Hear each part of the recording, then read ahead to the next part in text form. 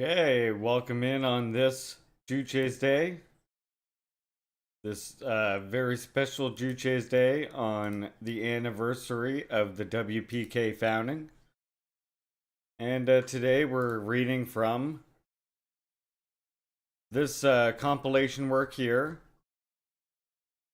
Kim Jong-un on stepping up the building of a thriving country.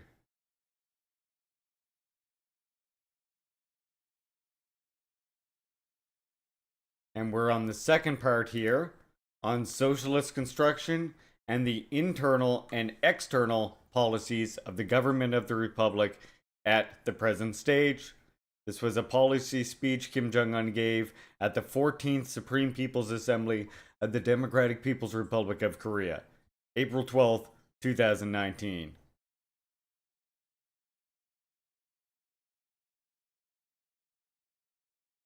Dear Deputies, the first session of the 14th Supreme People's Assembly of the Democratic People's Republic of Korea has convened at a time when the prestige and strength of our republic as it advances along the road of independence is being demonstrated to the full, and its socialist construction has entered a vital period.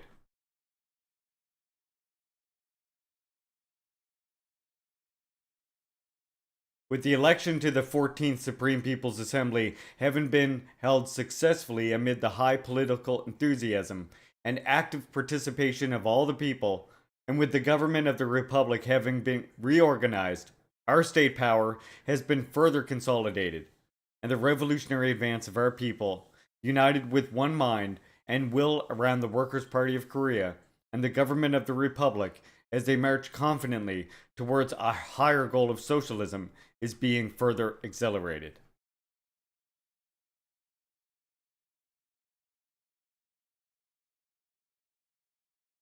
I extend my heartfelt thanks to all the deputies for having, on behalf of all the people, placed great trust in me, so that I will continue to lead the overall work of the state as chairman of the State Affairs Commission of our glorious country.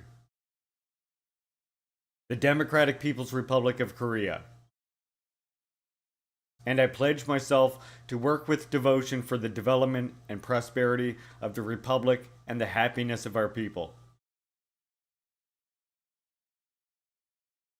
Comrades, Dongmus, accomplishing the socialist cause under the unfurled banner of modeling the whole society on Kim Il-sungism, Kim Jong-ilism is a great and historic task facing the government of the Republic. Modeling the whole society on Kim Il-sungism, Kim Jong-ilism is the highest program of our party and the government of our republic, and the general direction of the overall goal of construction of a socialist state. It is only when we thoroughly apply Kim Il-sungism, Kim Jong-ilism in state building and in state activities that we can develop our republic into the eternal state of the great comrades Kim Il-sung and Kim Jong-il, and credibly satisfy our people's demand for the ideals of independence, true to the wishes and resolve of the great leaders.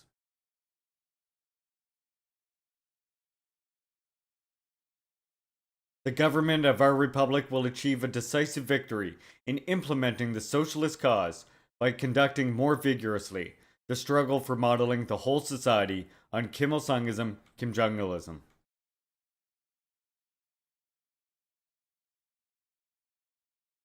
Comrades, the major task facing us in our efforts to model the whole society on Kim Il-sungism, Kim Jong-ilism is to accomplish the cause of building a powerful socialist country. Building a powerful socialist country is a historic stage in the struggle for achieving the final victory of socialism, and it can be accomplished with credit only by thoroughly applying the Kim Il-sungist, Kim Jong-ilist ideas on state building. The Kim Il-sungist, Kim Jong-ilist ideas on state building contain in a concentrated way the ideas on and exploits in state building of the great comrades Kim Il-sung and Kim Jong-il, who developed our republic into the most prestigious and strongest socialist state in history. These ideas also indicate clearly the ways and means for accomplishing the socialist cause with the state government as a political weapon.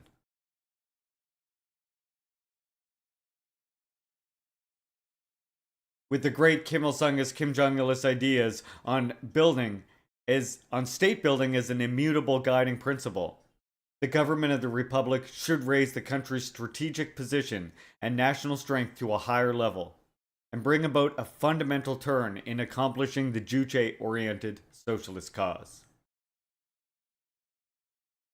The revolutionary line of independence should be implemented in state building and state activities. Independence is the political philosophy of our republic, and it constitutes the core of Kim Il Sung's Kim Jong Il's idea on state building.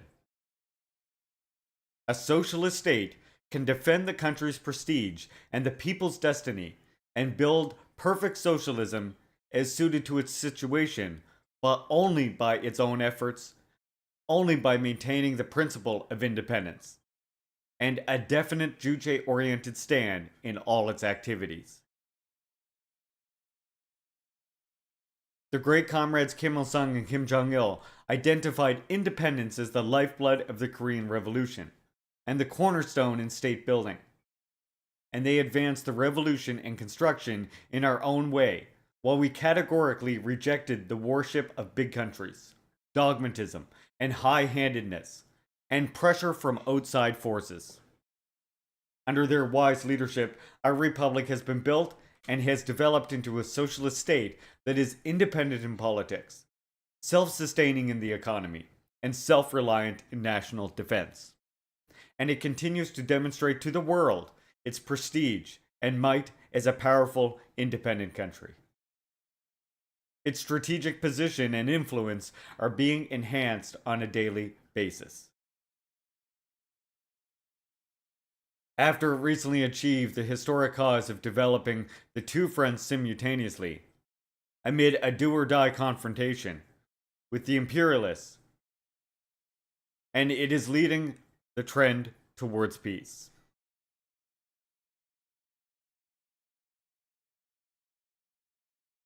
Today, the imperialist willful violation of sovereignty of other countries is growing more undisguised than ever before. And several countries are being forced into a miserable plight, as they have no strength with which to defend themselves in this world. And it is hard to find a country like our republic that is steadfast in its adherence to the principle of independence, and is guaranteeing the security of the state and the happiness of the people by its own efforts.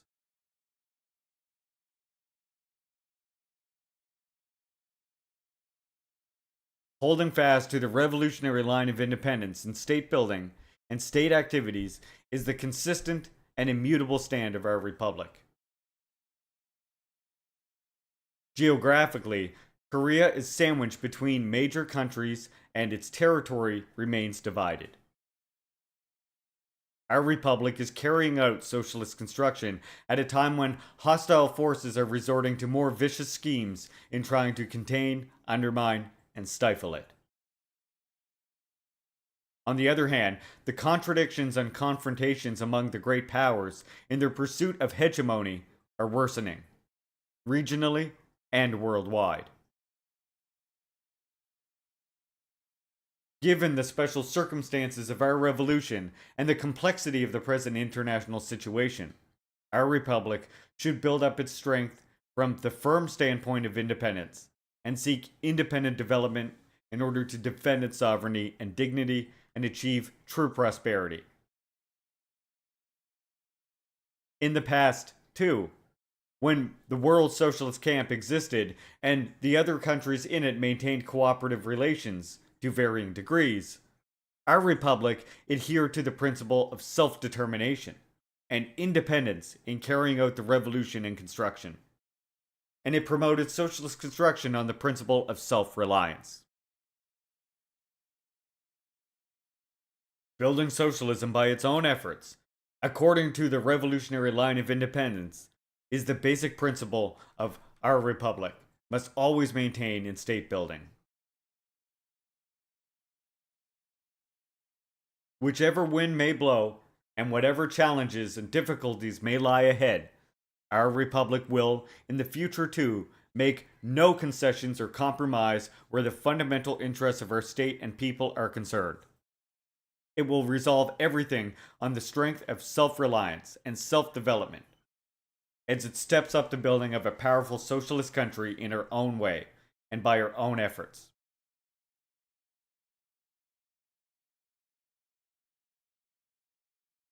A crucial factor in applying the revolutionary line of independence to the building activities of our state is to strengthen the motive force of our revolution and develop every field of social life in our own way. And of course, as you might remember from us studying on the Juche idea, the motive force of the revolution is, of course, none other than the masses, the people, the God. We should consolidate the country's politico-ideological position to make it rock solid by equipping the people fully with the great Juche idea and the spirit of national independence, and rallying them firmly behind the party and the government of the Republic. The government will develop all the realms of the economy, defense, and culture from a steadfast Juche-oriented stand, and in our own way, and will never tolerate the slightest the way of fashion or others. And will never tolerate in the slightest the way or fashion of others. Our republic has a bright, promising future ahead, as it is steadily developing on the strong basis of independence, self-sufficiency, and self-reliant defense, with the party and the people achieving solid unity to form a powerful motive force of the revolution. It is essential to apply the people first principle to the letter in all aspects of state activities and social life. This principle is the political ideal of regarding the masses of the people as masters of the revolution and construction, relying on them and making selfless, devoted efforts for their sake. It embodies the Juche-oriented revolutionary philosophy that the people are the most precious and powerful beings in the world.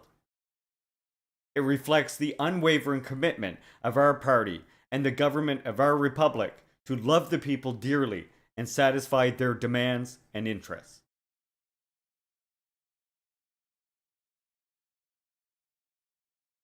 The people are the root of our socialist state and its foundation.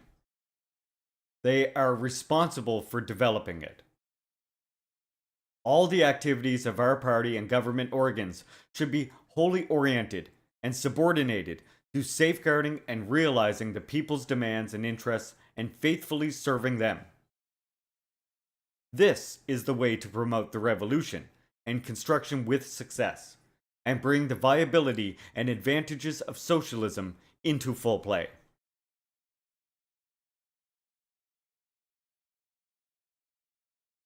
Maintaining the viewpoint and attitude of prioritizing the people in the activities of the state presents itself as an important matter. In view of the fact that abuses of power, bureaucratism, and other violations of their interests may appear among officials in the course of socialist construction. The negative practices of lording it over the people and abusing the authority granted by them will impair the prestige of socialism and its people-oriented character, and weaken the people's support for and trust in the party and the state. Ultimately, they may even threaten the very existence of our socialist system.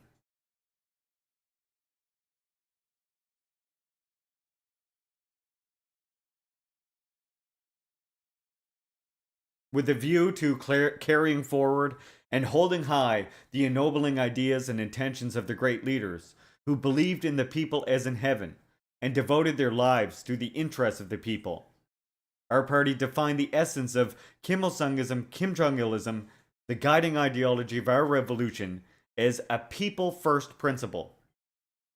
It then gave absolute priority to applying the Juche-oriented view on the people, a people-oriented philosophy in the activities of the party and the state. The slogan, everything for the people and everything by relying on them, encapsulates the people first principle maintained by our party and the government of our republic. In all spheres of state and social life, we have given top and absolute priority to that which is oriented to the people and popular among them. And we have spared no investment in their well-being. In recent years, our state has launched gigantic construction projects in a bold manner. This is not because there is a surplus of funds in the country's coffers. These projects are aimed at providing our people, who are the best in the world, with better conditions for leading a happy, cultured life.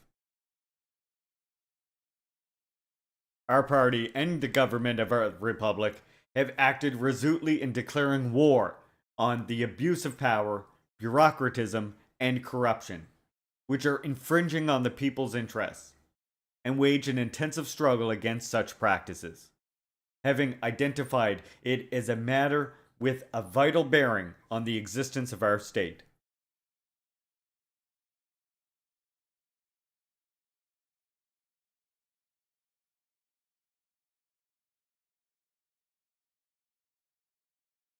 In the course of the endeavor to apply the people first principle in all the activities of the party and the state, and in all fields of social life, the party, the state, and the people have formed a community in which they share the same destiny with one another.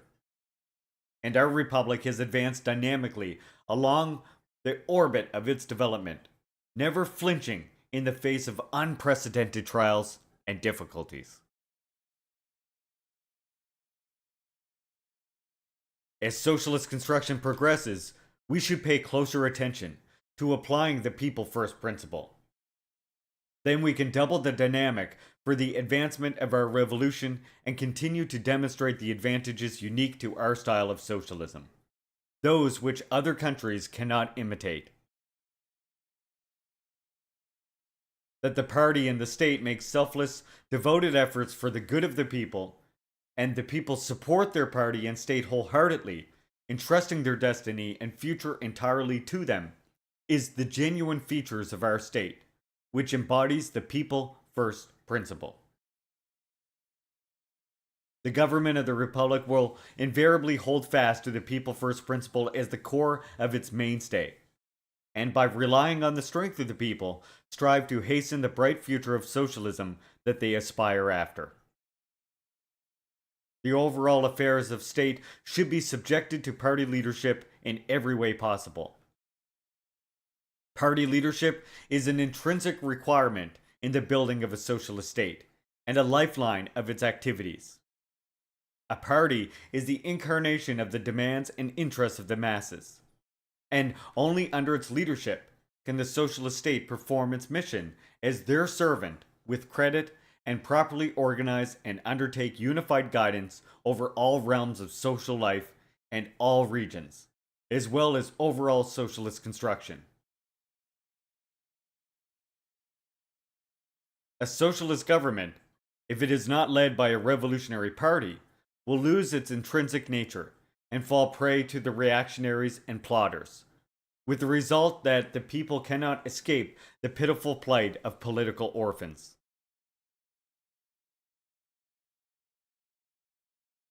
Our party, the veteran and seasoned general staff of the revolution, which has gained rich experience and outstanding leadership skills and abilities in the course of leading several stages of social revolution and socialist construction.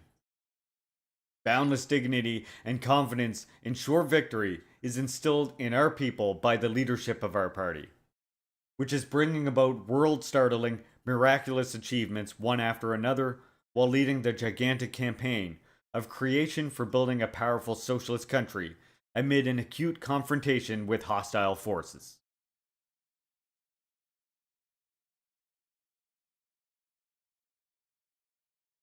Party leadership over state activities should always be based on political guidance, party-oriented guidance.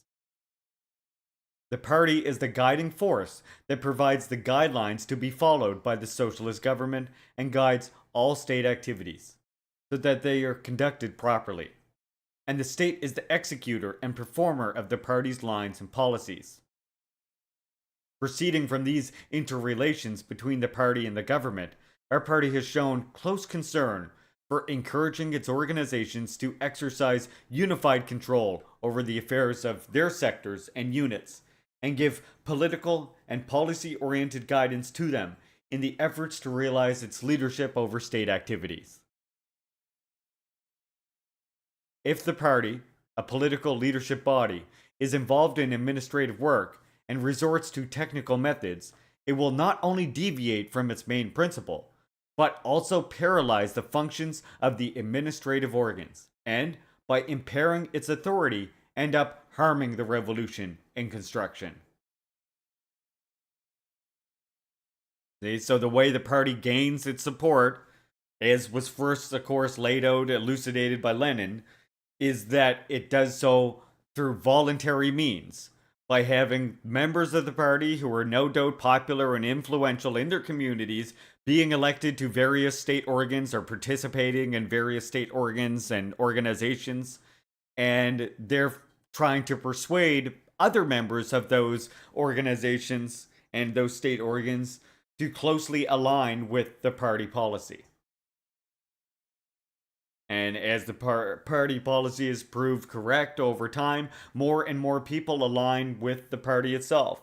And as you can see, as is even pointed out by this, that work of still aligning the people behind the party, of gaining the voluntary leadership of the party over all state activities, is still an ongoing struggle, even in DPRK, where you see a unity unlike anywhere else in the world.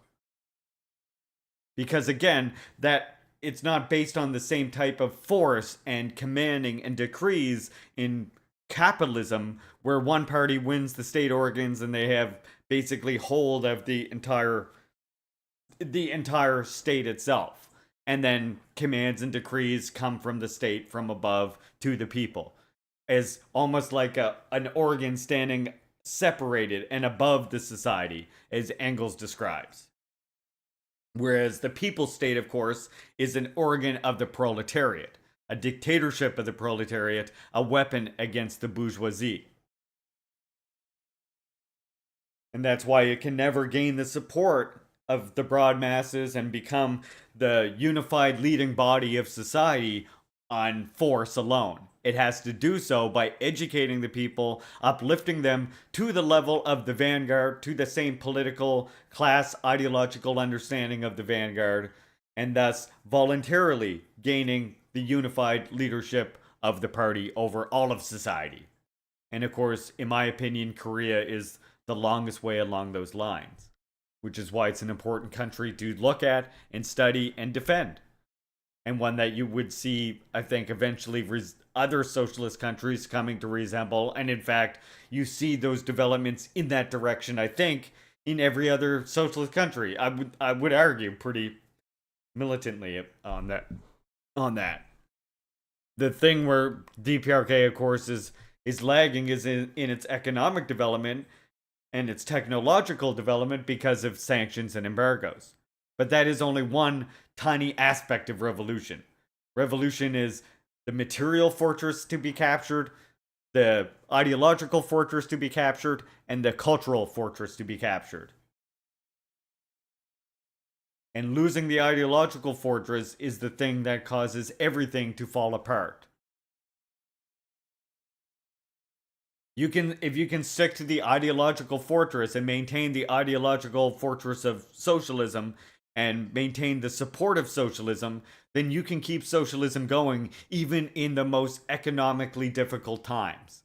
And that's what the experience of DPRK proves absolutely without a shadow of the doubt between the Korean War, Japanese occupation, the war of the US imperialists against Korea, and the overthrow of USSR, which led to the Arduous March, along with natural disasters and an increasing of US sanctions in an attempt to isolate and starve DPRK to death.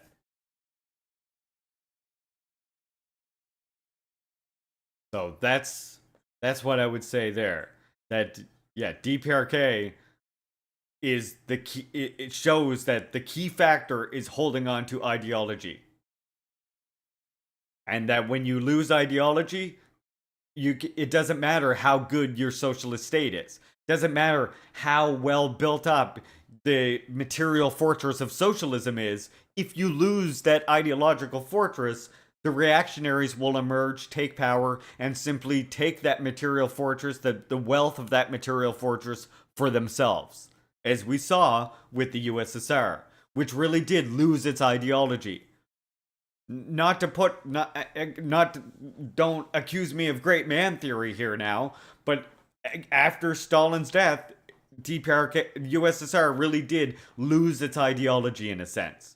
It rejected it went into this de-Stalinization campaign, which at the same time was a rejection of Leninism proper, and almost a reemergence of this economic determinism that characterizes Trotskyism.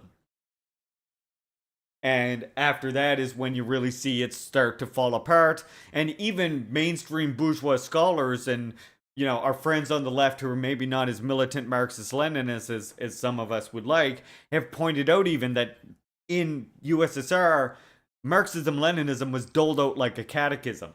And even Stalin warns about this in his work, Economic Problems of Socialism in the USSR. And it just was something that was never overcome. They never came up with new theories relevant to their new conditions. They never came up with new economic measurements relative to their new conditions of a completely collectivized society. And so that's where you see, again, it's pure proof that the losing of that ideological fortress, everything else falls apart. The maintaining of that ideological fortress, as DPRK proves, even in the most toughest circumstances of economic warfare, you can maintain the revolution.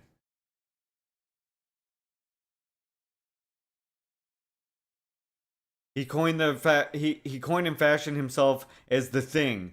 You can't de-Stalinize without de-Leninizing. Exactly, because that's exactly what Stalinism was, or Stalinization. What Stalin was is just a reflection of Lenin's ideology materialized in practice, because he was the symbol of putting Lenin's ideology into practice, as in the leader of the party, the leader of their state. The most prominent leader, I should say, because there's many leaders, but the most prominent leader of their party and their state that encouraged them to build up that socialism that Lenin, talked about so much, and talked about how to overcome capitalism and imperialism. So, yeah. And if you are interested in learning more about the ideological thing, I have read the books on stream before about the Fundamentals of Revolutionary Party Building by Kim Jong-il, which talks about this as well. And I also totally recommend, there's another one that I read that's in that same On the Juche philosophy thing, that's the main emphasis has to be on ideology. That's a really good one as well. No, of course not. That's why I say Stalinism is simply Marxism-Leninism. If someone's accusing you of that, really what they're accusing you probably is of being a staunch Marxist-Leninist. Yeah, de-Stalinization wasn't about losing a man. It was about losing the path. It was revisionist Khrushchev who framed it as great man theory and perpetuated the myth of a single leader autocracy. Yep, exactly. And sort of what DPRK has done is like basically reinforced a trust in the masses that you shouldn't, kind of in response to Khrushchev, really, in the sense that you shouldn't just like, the masses are the leaders, they're the teachers of socialism, right? They're the ones who build revolution. They're the ones who set all policy. As this is even pointing out, like the party is a guiding force, right? If the people want to make statues of Kim Jong il and they find that is an inspirational way for them to build socialism or inspires them to step up socialist construction, then they should do that. And the party shouldn't like try and fight against this current for whatever reason, right? It would be a mistake. They Because what ends up happening, even in the USSR, it's sort of mistaken as like the masses mistaking it as being this individual person doing that. But the masses understand that the state's in their hands, but people do like to anthropomorphize things. And so the face of the party, the face of their own struggle, the face of, it happened to be Stalin. So that's the face of their own struggle. The masses like to anthropomorphize things. The people do. You look at, you know, even with like with a lot of deities. So what the fuck is what's wrong with them understanding that under the leadership of this figure, or the leadership of the party under this particular person, help them or inspire them to build up a socialist state that is providing needs for all. If that strengthens the revolution, then that's a good thing that should be encouraged in my mind. And that's why I don't find DPRK weird or the reverence for the leaders weird or anything like that. I reject those notions. I reject the notion that the way DPRK talks about Kim Jong Un even is weird. Fuck you. You're weird. You're weird for saying that. I'm sorry that you're not living through the experience of revolution and therefore cannot grasp what that sort of dialectical relationship is between the masses and their leaders, but maybe one day. I hope to one day be able to experience that. But I feel like coming from colonized communities, you're a lot closer to that experience than a lot of 6Fs. So yeah, that's my take.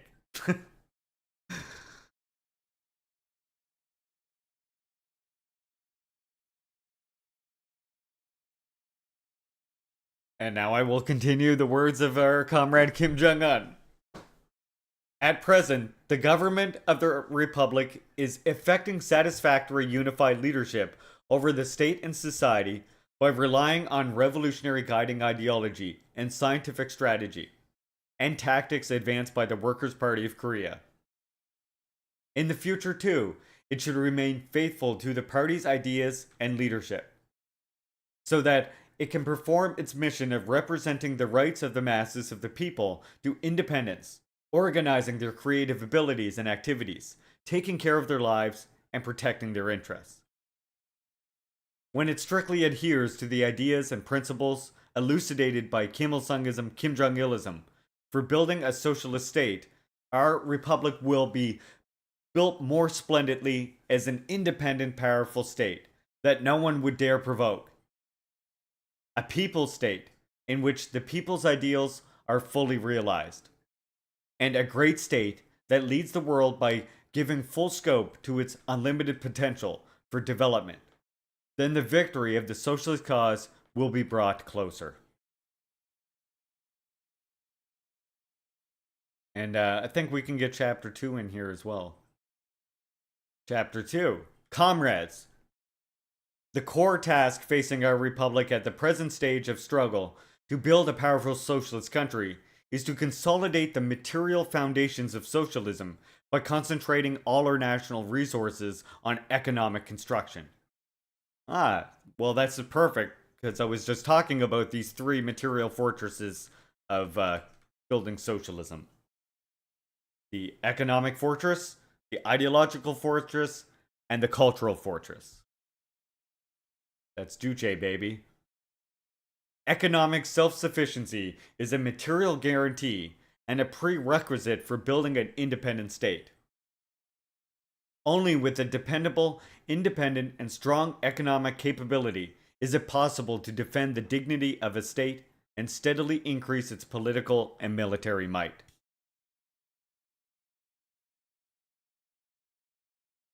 We are reading Kim Jong-un. The present political situation demands that our state hold higher the banner of self-sufficiency and self-reliance. Recently, the United States has been growing uneasy about the security of its mainland in the face of our rapidly developing nuclear armed force. At the negotiating table, it has talked a lot about improved relations and peace. Remember, this is 2019.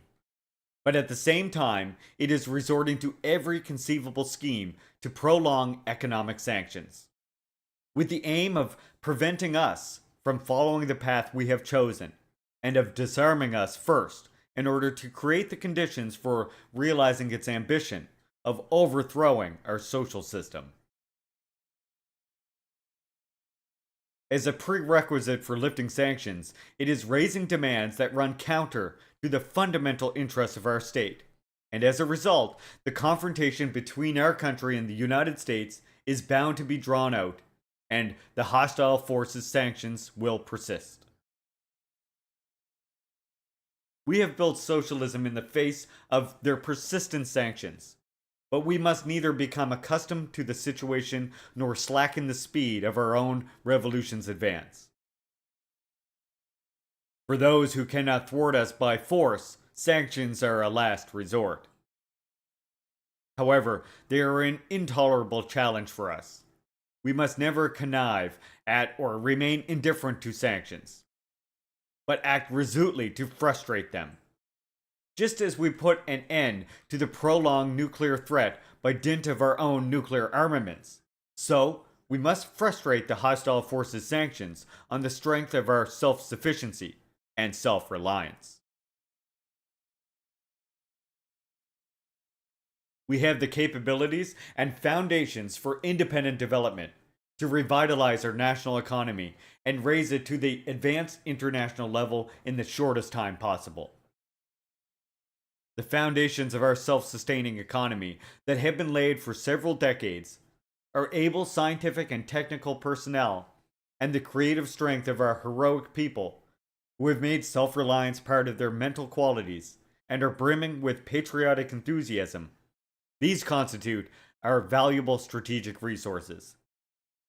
By making the most of these enormous and unlimited potentialities, we can create another legend of world-startling, miraculous successes and advance ahead of others by making a greater leap forward. When we adhere to the line of building an independent national economy and give full play to the revolutionary spirit of self-reliance, we can achieve remarkable development with a strength that others can neither fathom nor imagine. The strategic policy pursued by our party and the government of our republic in promoting socialist economic construction is to make the national economy Juche-oriented, modern, IT-based, and scientific.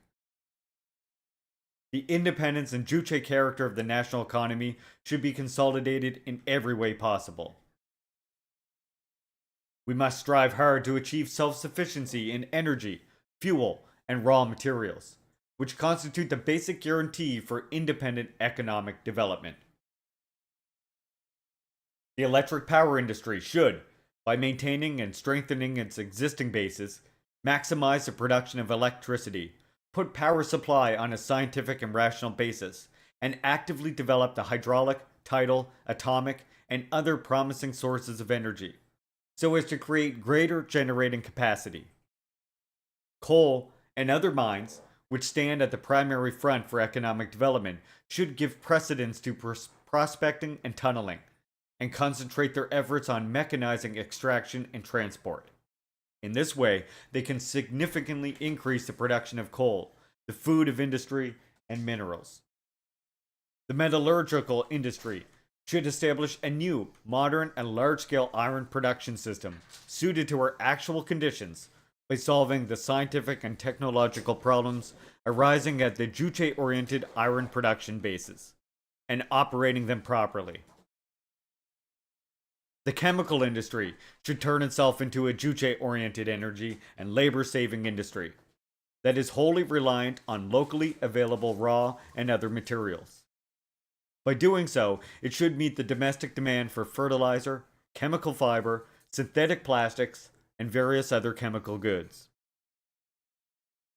Supplies of food and consumer goods, which are decisive to improving the people's livelihood, should be improved as a matter of urgency. The agricultural sector should pay special attention to ensuring the supply of seeds, fertilizer, and water, and securing the land under cultivation. It should introduce scientific farming methods and raise the rate of mechanization of farm work, and thus attain without fail the grain production target set by the party. Modern stock breeding bases such as chicken and pig farms should be built and existing ones renovated. Domestic animals should be raised in the scientific way, and a mass movement should be launched to raise ruminants.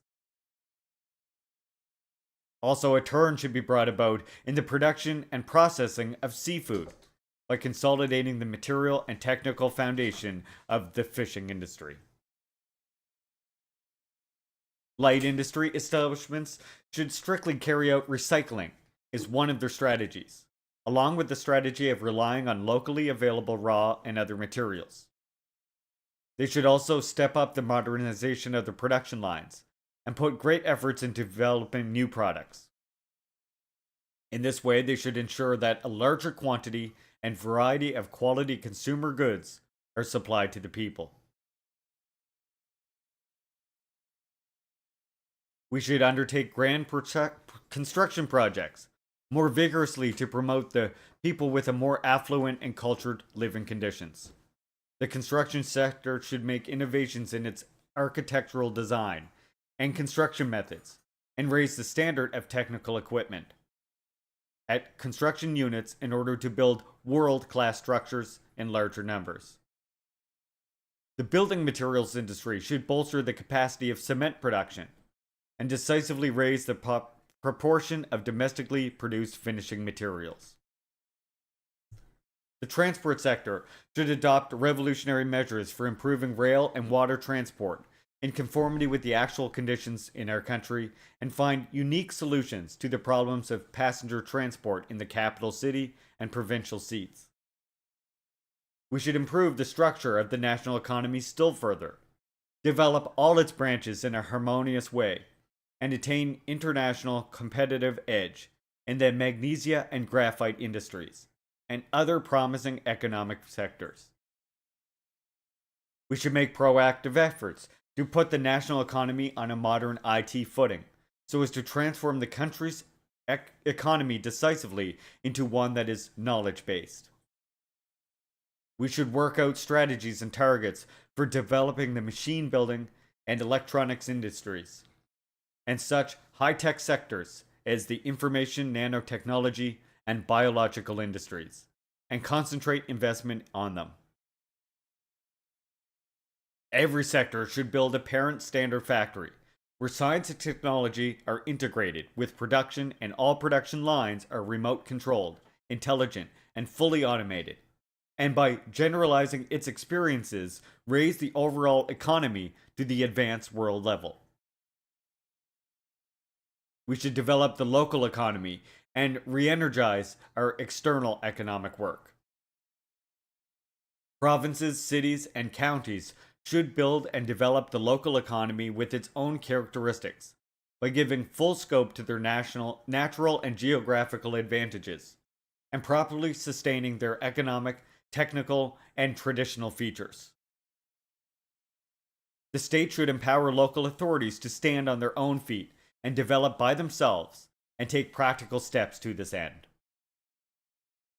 The external economic sector should conduct international economic cooperation, technical exchanges, and trading activities in a multifaceted, proactive, and tactical way, on the principle of strictly abiding by the line of building an independent national economy, and in the direction of reinforcing the fields and links essential for strengthening the country's economic foundations. In order to give full play to the potential of our self-sustaining socialist economy, comprehensive measures should be adopted for enlisting all the human and material resources and potentialities of the country in a coordinated way, and utilizing the new elements and driving force for economic development. The country's economic work should be conducted under the state's unified control and supervision, and in accordance with its strategic plan and command. We should adopt a scientific and practical strategy and phased plans for the economic development of the state and execute them without fail. The structure and work system should be adjusted so that enterprises can arrange and conduct production and management activities smoothly while fully satisfying the needs of the state's unified guidance over the strategic management of economic work. The state's institutional and legal conditions and environment relating to economic affairs should be improved, and iron discipline established so that economic organs and enterprises give priority to the national interests and the promotion of people's well-being, and observe law and order strictly. We should improve planning in line with the essential requirements of the socialist economy, and deal with pricing, monetary, and financial matters, key links in the chain of economic management, in accordance with economic laws and principles, and in such a way as to reap a profit in reality. By doing so, we can encourage enterprises and producers to work with great interest and enthusiasm. Steps should be taken to conduct economic management on the basis of scientific calculations, so that it can be done as appropriately and effective as possible. Raw and other materials, funds, and manpower should be used as economically as possible, and expenditure should be cost effective, so that all the resources of the country can contribute fully to the development of the state.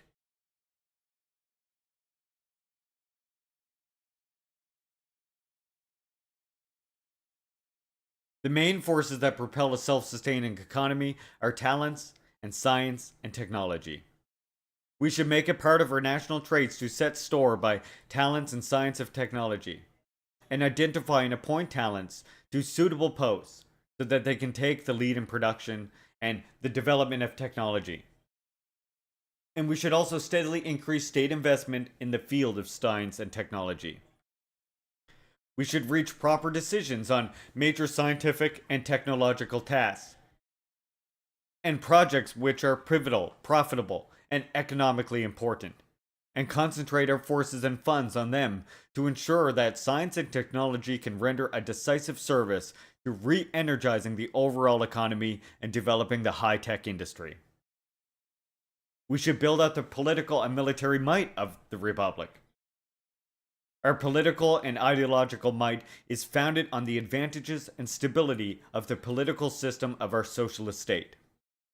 We should provide all the people with genuine political rights and dignity, and give full play to the political and ideological advantages of our system, in which the whole country, united in ideology, purpose, and moral obligation, is making uninterrupted progress. The government of the Republic should regard the people's interests as the absolute standard, and give primary consideration to their will and desires in formulating and carrying out all its policies. In this way, we can encourage broad sections of the working masses, including workers, farmers, and intellectuals, to take an active part in the management of state and society, as befits the genuine masters of state administration.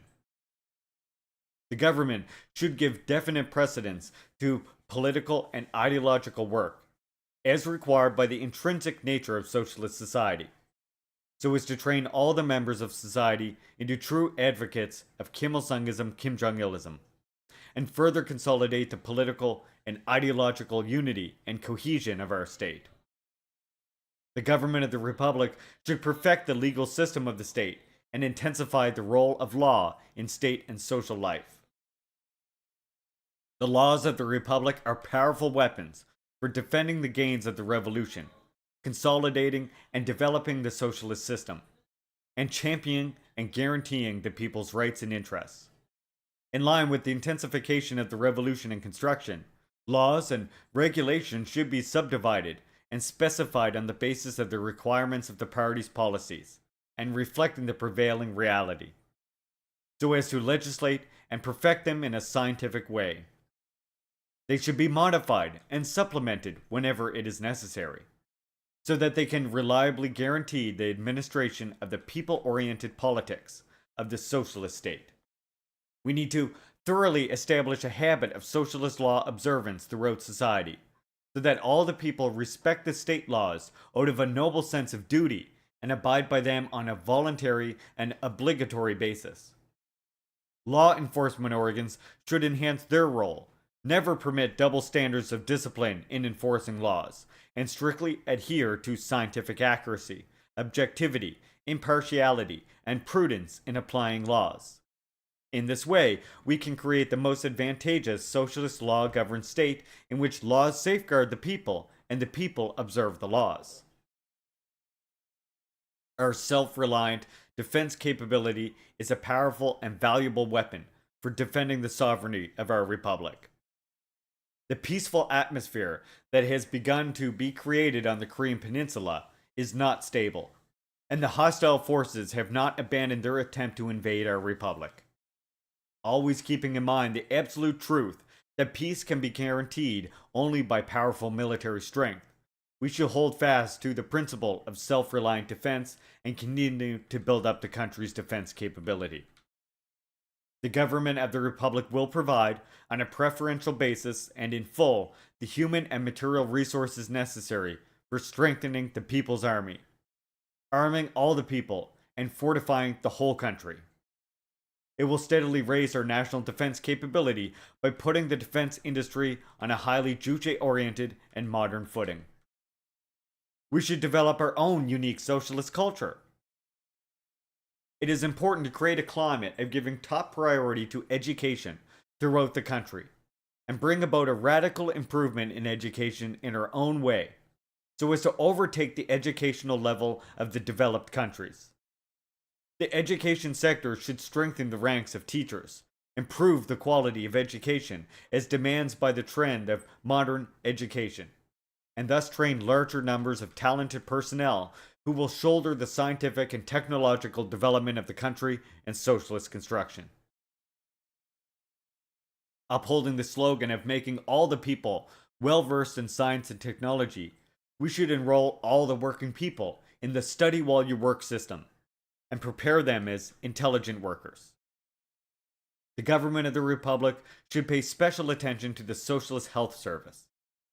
By further improving medical services, raising medical science and technology to the cutting-edge standard, and consolidating the material and technical foundations of the health service sector, it can ensure that people enjoy even greater benefits from our country's socialist healthcare system. The sectors of culture and arts should create larger numbers of masterpieces, representing the demands of the times, aspirations of the people, and the sector of cinematic art in particular should kindle the flames of an upsurge in filmmaking in the new century, thus making the role of pace setter in opening up a new golden age for the development of socialist culture. Sports, I love sports, play a vital role in consolidating the nation's strength and exalting its resourcefulness and prestige. A nationwide effort should be directed to developing sports science and specialized sporting techniques, and organized mass-based sporting activities on a wide scale. At the same time, sporting facilities should be increased in number, and the existing ones renovated with an eye to satisfactorily hosting even international games. Let's go! Olympics DPRK when, motherfuckers.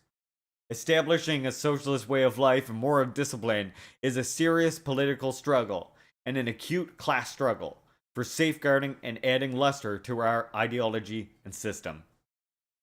We should encourage all members of society, with a high sense of pride and self-confidence, that our culture, our way of life, and our morality are the best, to give full play to the collectivist way of life and moral traits. And we should also encourage them to play an active part in creating and enjoying the revolutionary and optimistic culture way of life of our own style that suits the aesthetic sensibilities for today, for aspiring after cultural development. We should firmly defend the ideological and cultural positions of our state by strictly guarding against the slightest expression of immoral and alien phenomena that poison the people spiritually and degenerate and debase society, intensifying legal sanctions against them and improving ideological education and struggle. In order to carry out the enormous revolutionary tasks facing the government of the Republic successfully, our government's organs should enhance their functions and roles. They should further intensify their unified guidance over the whole society as required by the developing revolution. They should consolidate and develop the socialist political system and continue to accelerate economic and cultural construction. In particular, they should give precedence to economic work and concentrate on improving the people's living standards. They should bring every realm of social life and every region under their supervision and provide unified guidance over them, while giving free rein to the creativity of individual sectors and units. People's government organs should, as appropriate to their basic duty, establish the trait of making selfless, devoted efforts for the good of the people. They should always pay heed to the people's opinions, plans, and organize their work to reflect their demands. Find out what can be done for them, and carry it through to completion, and enlist them in carrying out the party's lines and policies. They should give top priority to the people's interests and comfort, and take responsible care of their livelihood. They should properly enforce the advantageous people-oriented policies, including free compulsory education and free medical care, which General Kim Jong-il pursued invariably, even in the most trying days, so that the people can feel keenly the benefits of socialist country in their daily life and turn out in working for its prosperity. People's government organs should maintain it as their iron rule to work only under the party's leadership. They should organize and carry out all their work with the party's ideas and policies as their yardstick. By proactively defending the party's policies and implementing with credit the revolutionary tasks advanced by the party, they can give full play to the validity of our party's policies. Party organizations at all levels should step up the collective guidance over the activities of government organs in conformity with the demands of the developing revolution, and actively encourage all their officials to fulfill their responsibilities and perform their basic duties for the revolution. The officials of people's government organs at all levels should enhance their sense of responsibility and their roles.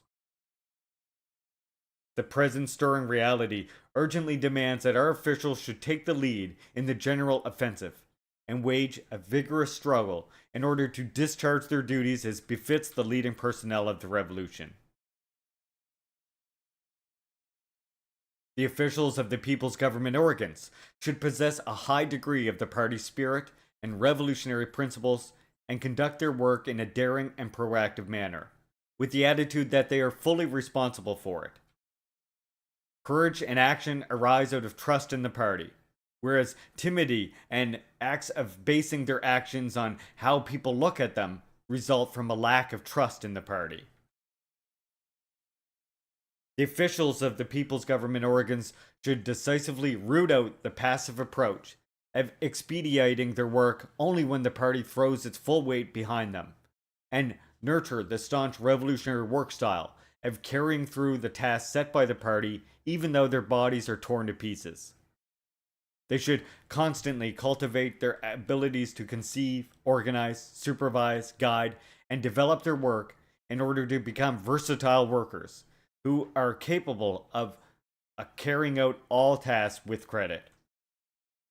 They should acquire our party's method of working with the masses, set personal examples in all their undertakings, and work tirelessly for the good of the people. Cherishing deep in their hearts the true meaning of our party's affection for the people, they should be infinitely courteous to them and become their faithful servants at all times, sharing weal and woe with them, and working with devotion for them. Chapter 3. Comrades, our historic struggle for national reunification, the long-cherished desire of the nation, has now entered a new phase. We have adopted a succession of monumentous measures to improve inter-Korean relations and ensure peace on the Korean Peninsula, with a firm resolve to achieve without fail the cause of national reunification, to which the great comrades Kim Il-sung and Kim Jong-il devoted their heart and soul for their entire lives.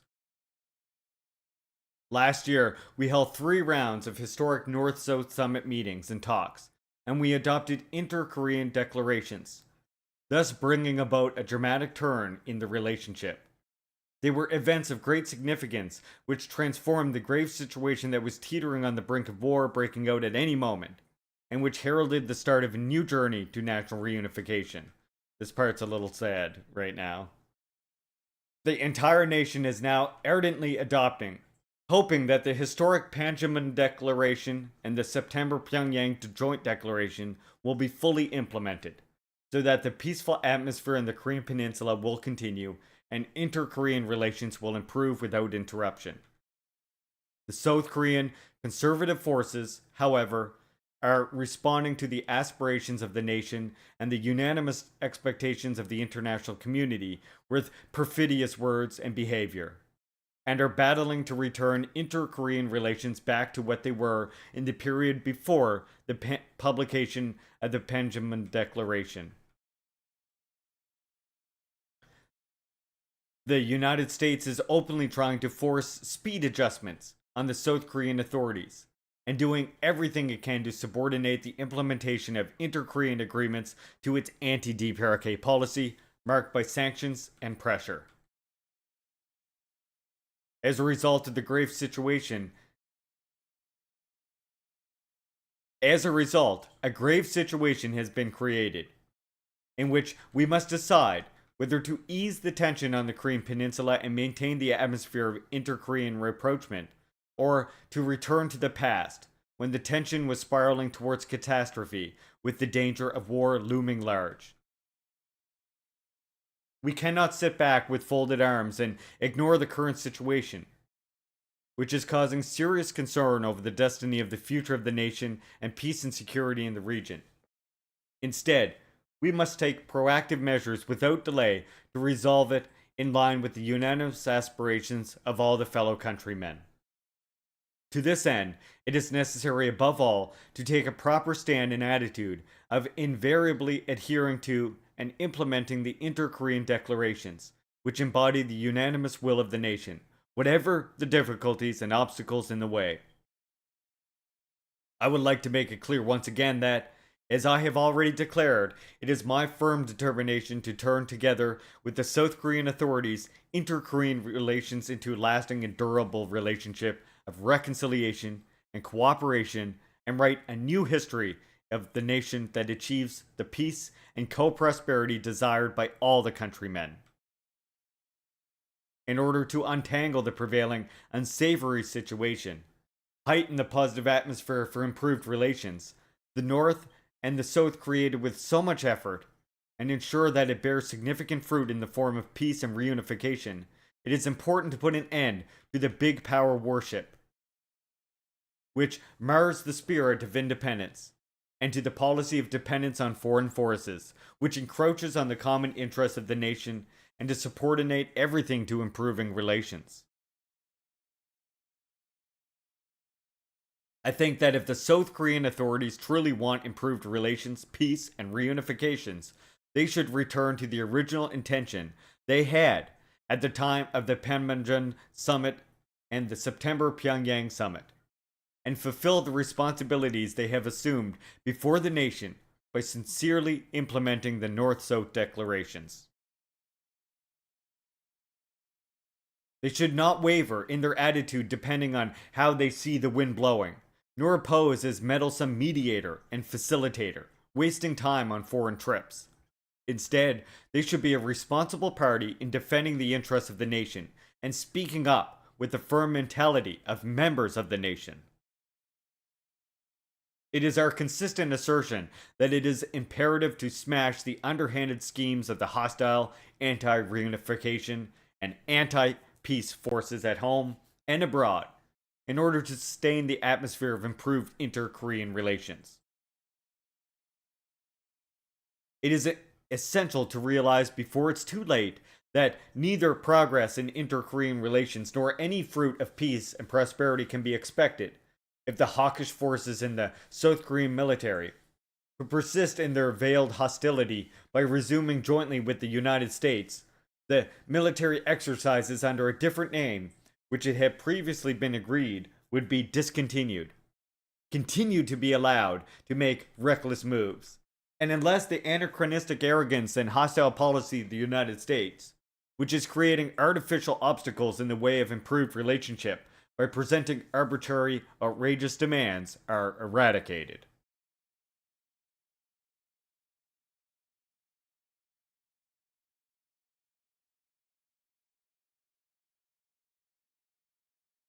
They still want reunification, they just don't think peaceful reunification with the current South Korean government is possible. Just to be clear. But yeah, since these two treaties they're mentioning, these two agreements, were broken by the South. All the fellow countrymen of the North and the South, and abroad, should, for the sake of the destiny of the future and the nation, resolutely check and foil the moves of the United States and South Korean conservative forces that are acting contrary to the historic tide towards improvement of inter-Korean relations and peaceful reunification. If they are truly willing to work for the improvement of North-South relations, peace, and reunification, the South Korean authorities should sympathize with our stand and resolve, keep pace with us, and make the courageous decision to show their sincerity through practical action, not through words. Our party and the government of our republic will continue to work with sincerity and perseverance to achieve the sustained development of North-South relations and the peaceful reunification of the country, solemnly cherishing the aspirations and desires of the nation in the future too.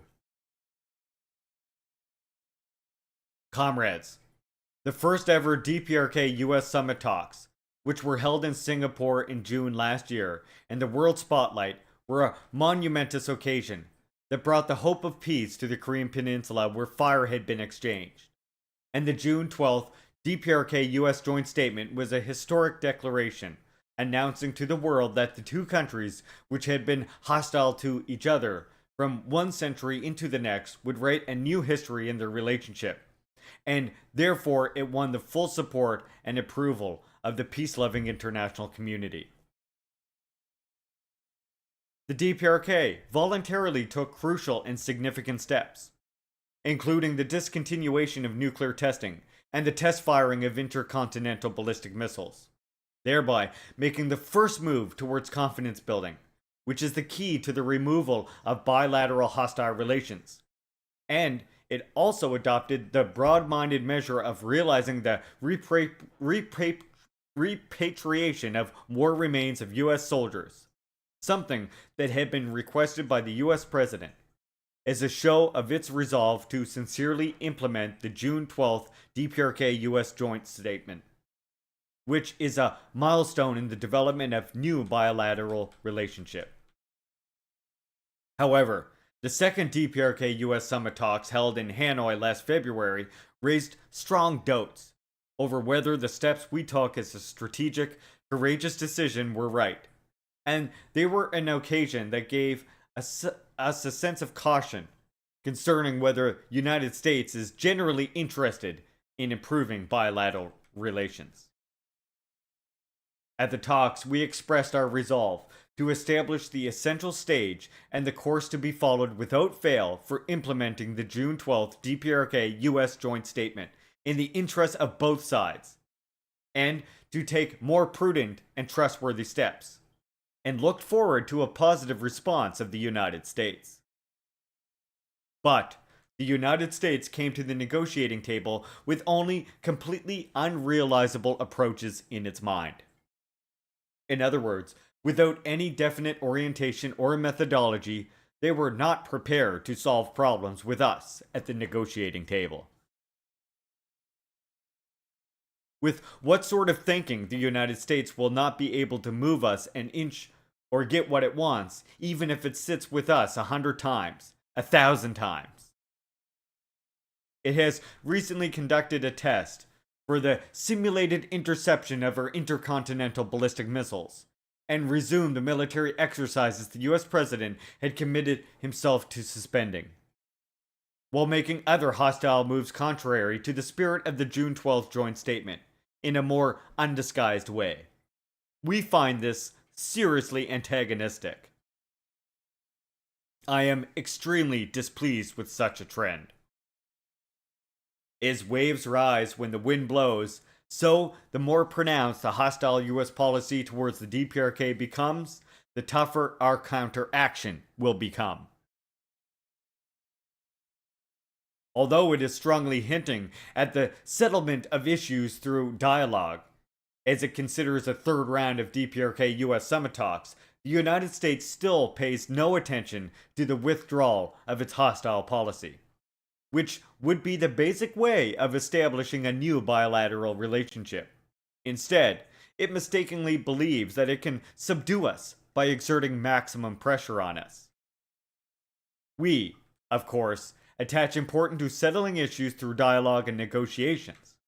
But the US style of dialogue, of unilaterally pushing its demands, does not suit us, nor are we interested in it. Although the United States calls for a negotiated settlement to issues, it is stirring up hostility to us day after day, which is an act that is as foolish and risky as attempting to put out a fire with oil.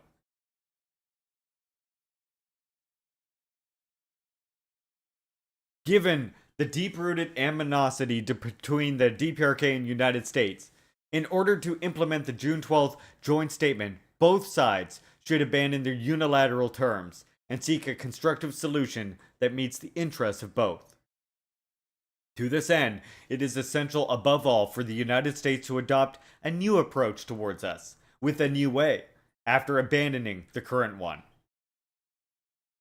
The United States talks a lot about holding the third round of bilateral summit talks, but we are neither happy nor willing to see a repeat of talks like the Hanoi summit. However, as President Trump regularly observes, the personal relationship between him and me are not hostile like the relationship between the two countries, and we still maintain good relations. If we want, we can send and receive letters inquiring about each other's health at any time. If the United States were to ask for a third round of summit talks, it must be on the condition that the United States has the right attitude and finds a methodology that can be shared with us. Then we are willing to have another try. But in my opinion, at this moment, it comes to my mind that there is no need for me to be obsessed over the summit talks with the United States out of a desperate desire for lifting of sanctions. Anyway, we will be patient and wait until the end of this year to see whether the United States makes such courageous decision or not. But it will obviously be hard to get a good opportunity like the last time again. In fact, I will put my signature on an agreement without hesitation only when it contains fair clauses, which conform to the interests of both sides and which are acceptable to each of them. And this depends entirely on the stand the United States adopts and its approach to us. What is obvious is that if it sticks to its critical political way of calculation, the prospects of problem solving will be bleak, and the situation very dangerous. At this crucial time, I hope that the United States will reach a well-advised judgment, and the second hand of the clock of the DPRK US showdown, which was stopped with so much difficulty, will never move again. The government of the Republic will strengthen and develop the bonds of friendship and cooperation with all the countries of the world that respect the sovereignty of our country and are friendly to it, and will advance hand in hand with all the peace-loving forces of the world to establish a lasting and durable peace mechanism on the Korean Peninsula. Comrades, as I have just said, I will no longer be obsessed with such a trivial issue as the hostile forces lifting sanctions. But I will open up the way of prosperity by our own efforts. Although the goal of our struggle is demanding, and challenges and difficulties stand in the way of our socialist construction as ever, our party and government of our republic are steadfast in their resolve to open up a new phase of prosperity and achieve the ideal and goal of building a powerful country by our own efforts under the unfurled banner of Kim Il-sungism, Kim Jong-ilism. The road of independence leads to prosperity and victory. Nothing can reverse or stop the dynamic advance of our state and people that have an unshakable faith and resolve to pave our own way by themselves with confidence in their own strength.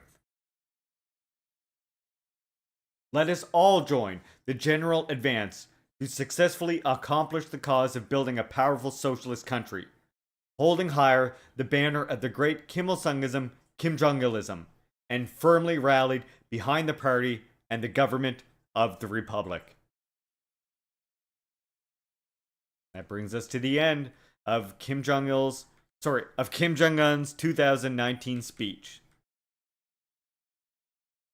And next week, we will be looking at a much newer speech, a much newer policy speech by Comrade Kim Jong-un from September 8th, 2022. So that will be next Tuesday here on next Juche's Day here on the Leaping Larry stream at Larry is Leaping, link in the description.